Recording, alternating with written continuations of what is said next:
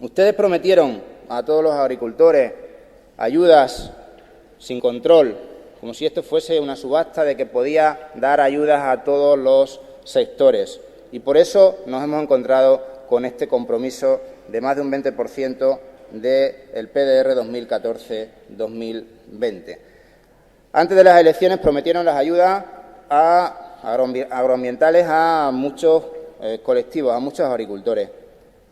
Y así estamos ahora con esa situación.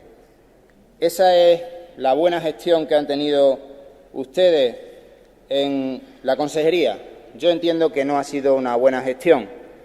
Los hechos lo demuestran.